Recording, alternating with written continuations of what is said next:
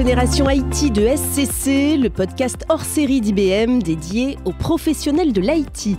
Je suis Graziella Rodriguez et j'ai le plaisir d'animer cette émission. Un podcast consacré à la gestion électronique des documents. Aujourd'hui, la dématérialisation est partout et les services publics ne font pas exception. La GED est devenue incontournable pour gérer le cycle de vie des documents, de leur création à leur archivage, en passant par leur stockage et leur partage. Mais qu'en est-il au sein de l'administration française ? La situation est complexe et les enjeux majeurs. La modernisation des services de l'État doit aller de pair avec l'optimisation des services rendus aux usagers, tout en améliorant la qualité de travail des agents. Tout cela pour en finir une fois pour toutes avec toute la paperasse administrative d'antan. Le souci, c'est que les organisations sont souvent bloquées par des budgets restreints ou des solutions qui ne répondent pas précisément à leurs spécificités.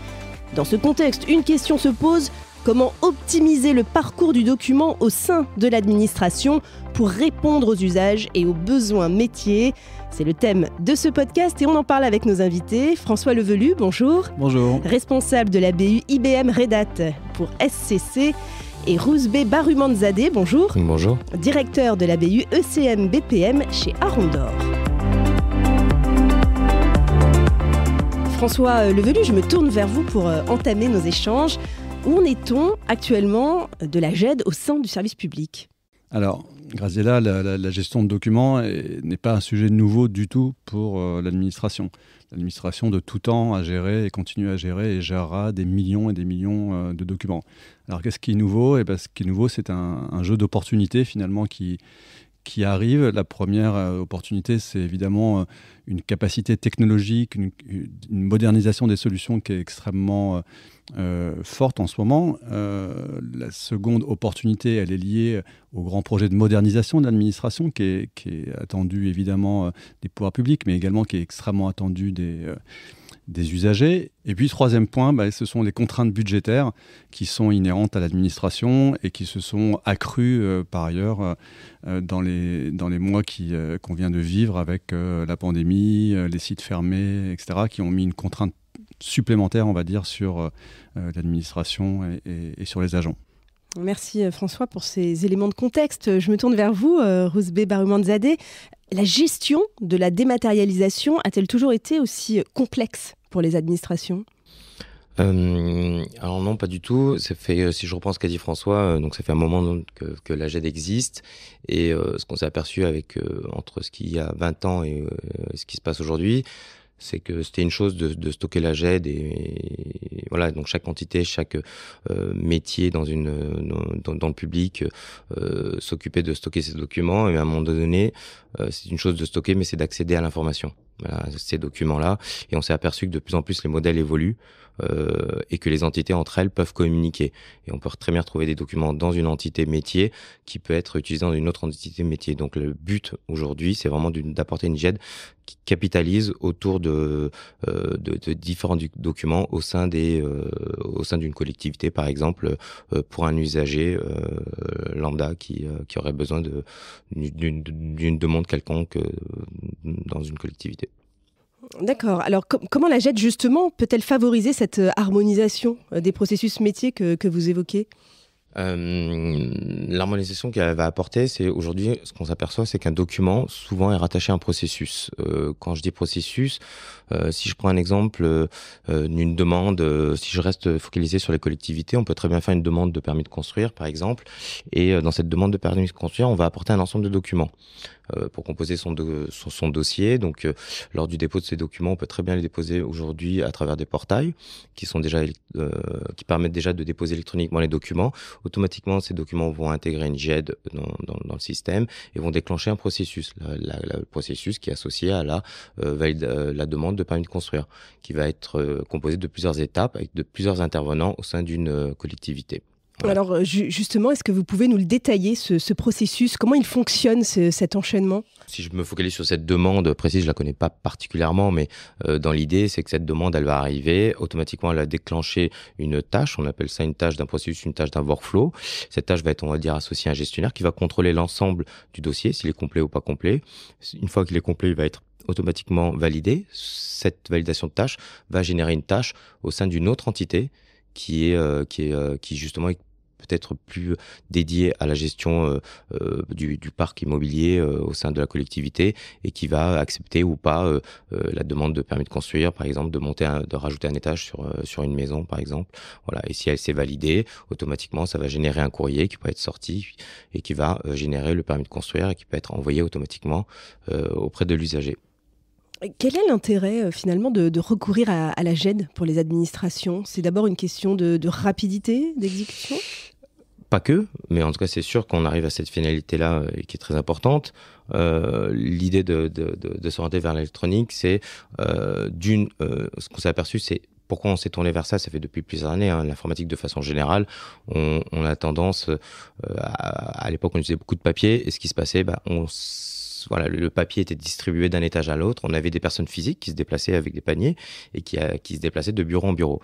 Et ça pouvait se produire. On avait des pertes de documents où il suffisait qu'une personne oublie de distribuer un document. Donc, on pouvait avoir des durées non maîtrisées dans le traitement d'un dossier pour un usager ou pour autre. Donc voilà, donc on s'est orienté vers l'électronique. Et aujourd'hui, c'est une chose d'apporter l'électronique, mais le plus, c'est surtout d'apporter aussi la centralisation. Donc, une fois qu'on a traité une demande quelconque, tout à l'heure j'étais sur le permis de construire, on va demander des documents type carte d'identité. Cette carte d'identité, elle peut être très bien utilisée pour une autre demande. Donc demain, l'usager va faire une autre demande à une collectivité. On peut très bien récupérer ce document-là sans le redemander à l'usager. Donc on va avoir un gain de temps, qui dit gain de temps, rapidité d'exécution, et satisfaction auprès de l'usager au final, puisque au lieu de mettre 3 mois, on va mettre un mois pour traiter la demande. Alors centralisation, gain de temps, rapidité d'exécution, tout cela pour quel résultat au final ? Le résultat, il y a 2 points importants. Il y a au sein de la collectivité, on va améliorer l'organisation, on va améliorer le travail des agents. Des agents, merci. Et qui dit amélioration des agents au niveau du travail, automatiquement, on va arriver à les choses vont être beaucoup plus simples pour eux et beaucoup plus faciles à accéder à l'information et traiter des dossiers. Et du coup, automatiquement, on va pouvoir traiter beaucoup plus de dossiers. Donc, on va avoir un gain de temps et donc un gain de productivité. Et cette productivité, elle va se ressentir aussi au niveau de, au final, l'usager, puisqu'on rend un service. Le public rend un service et du coup, automatiquement, l'usager, on va apporter une satisfaction à l'usager et va pouvoir traiter rapidement, va plutôt obtenir rapidement la réponse à sa demande. Je prends un exemple rapide, parce que je fais une focalisation sur collectivité. Il y a des points qui étaient très importants où on a mis, les collectivités ont mis une accélération, c'est notamment par exemple dans les aides sociales. Voilà, il y a des personnes qui ont vraiment des besoins type importants, comme je vais prendre l'exemple de la MDPH. Souvent, ce sont des gens qui sont dans le besoin financier, qui ont des problématiques et qu'il faut les aider rapidement et débloquer des fonds, notamment pour aller dans des écoles spécifiques ou autres. Voilà, et ces gens-là, il y a des priorités et l'électronique, la gestion électronique avec les processus aide à accélérer au traitement de ces dossiers. Alors, il ne faut pas oublier que les administrations, elles doivent affronter une double pression qui est permanente, celle du budget, toujours très serré, voire réduit, et puis aussi l'exigence de la qualité de service, vous l'évoquiez. Comment on peut concilier les deux ? On a affaire à différents types de populations. Certains ont du budget, d'autres en ont beaucoup moins. Ceux qui ont du budget, la question se pose moins. On est beaucoup plus à l'aise. Eux sont plus à l'aise pour y répondre. Et ça, c'est une chose.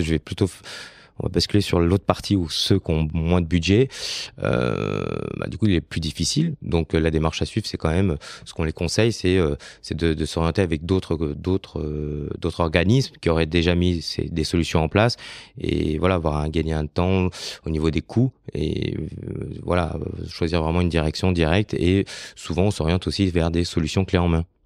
De plus en plus dans le marché, c'est une chose d'avoir une GED, mais au final, la GED, ça ne suffit plus juste de stocker des documents, on va répondre à un besoin métier. Voilà. Et de plus en plus, on voit apparaître des solutions qui se pluguent qui se positionnent au-dessus d'une gestion électronique. Et justement, c'est quoi l'avantage de ces solutions clés en main ?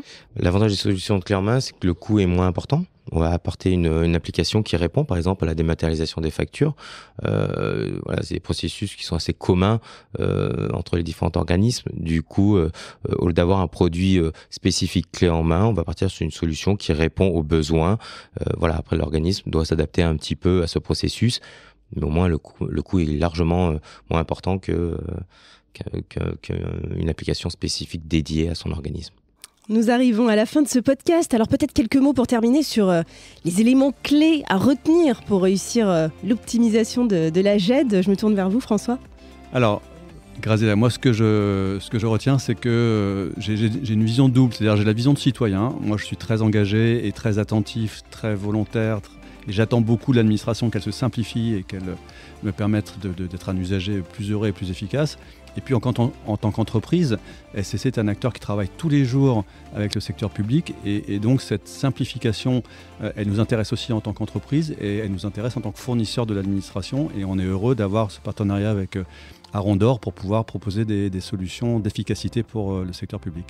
Rouzbeh Barumanzadeh, je me tourne vers vous. Oui, merci François.